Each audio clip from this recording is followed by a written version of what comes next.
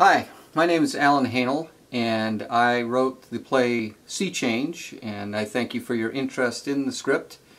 As I indicated in the production note, I'm putting together this YouTube video to help you with some of the rhythms in the poetry in the play.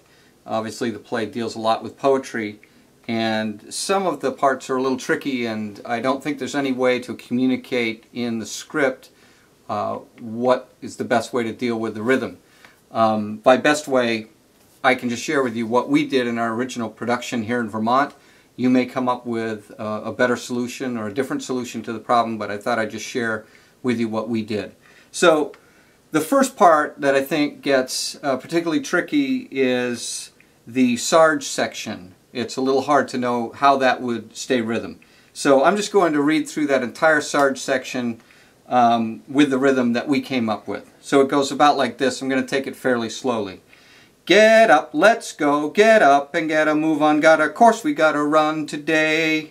Strap on that gear, slap on a grin. Get it cranking, get it spanking, let's go, go, go. Start crawling, babies, keep on the path. Got walls to either side full of broken glass. Got landmines, barbed wire, guns, grenades, and bombs. Got a slate of expectations that'll blow off all your limbs. Hop to it, keep it going, on your feet, on your toes. Knees up, chests out, eyes down, mouth shut. Knees up, chest out, eyes down, mouth shut. Watch your lines, keep it steady. Duck, bob, jump, take it slow, take it faster, down and dirty, keep it clean. Get on your feet, no on your knees, flat on your butts, get on your backs, bellies to the floor, now hands and toes. Give me 50, count it out. 1, 2, 3, 4. Give me thousands, count it out. 5, 6, 7, 8. You're useless. You're behind, count it out. 9, 10, 11, 12. Forget it. You're done. You failed.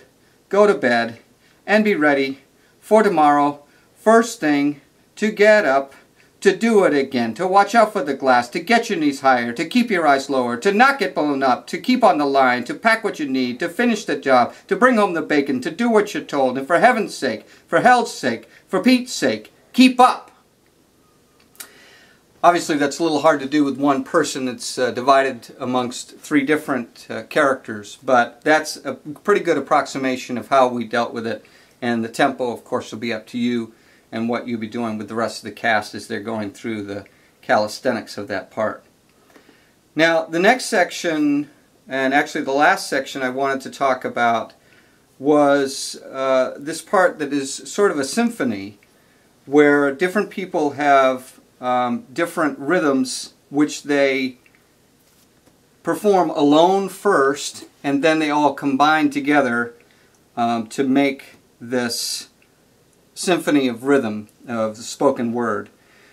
So in each one I've kind of designated a different rhythm or timing to the word. So for instance, we start with Jenny, and I won't do the entire section, but just give you an idea. And these are very regular. They don't change. So Jenny would recite her lines. We have to win this soccer game. I feel the ball against my foot. I see it lofting through the air. Now, I'm overdoing the rhythm just a little bit so you get a sense of it, but you want to try to make it as natural as possible, yet still retain that rhythmic sense to it. Reagan and Reggie go back and forth, but their rhythm is in triplets. Did you hear what he said? Did you hear what she said? Did you hear what she said when he said what she said? Did you hear the latest? Did you hear the news? Did you hear that Thomas broke up with Michelle? And so on and so forth, right through Reggie and Reagan's part. Now Paul's part is much slower. He goes like this: her eyes, her neck, her hair, her mouth, her teeth, her arms, and so on. Stacy and Marcus, this is their rhythm. All points on a circle are equal from the center. The radius of the circle is the distance from the center. I have no need for circles, they just make me sick. The circumference of a circle is d times pi, and so on. And Justine is the slowest of all, and she sort of represents the whole notes. Dark, moon, space, fear, run, and so on. Jason, Princeton and Dartmouth and Yale and Cornell. Those are my reach schools I'd love to get in. Really, my test scores are not all that hot. Community service I never got done, and so on. Morgan picks up the pace. Why'd you do it? Why'd you leave? Why'd you leave us all like that? Why'd you pack your bags and walk away without a single word? Why'd you draw down all the money? Why'd you max out every card? And so on. Now, what you'll need to figure out, again, those parts are all done individually, so that the audience gets a sense for the rhythm of each of those poems, and then the second time through they all combine together. And what I gave you was just a basic framework. You're going to have to work out where the rests come in, or if you want to do repeats of some sections when you bring them all together to make them work out so that they start at very close to the same time and then finish at very close to the same time as well.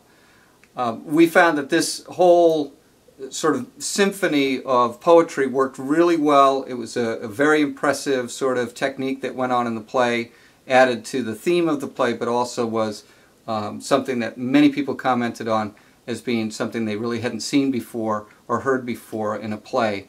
And so I think it's a great way to highlight some good, strong ensemble work in your cast. So if you have any other questions at all, please feel free to contact me, haehnela@gmail.com, and I'll be sure to get back to you about Sea Change or any other of my scripts that you happen to run across and you have questions about. Thanks, and break a leg.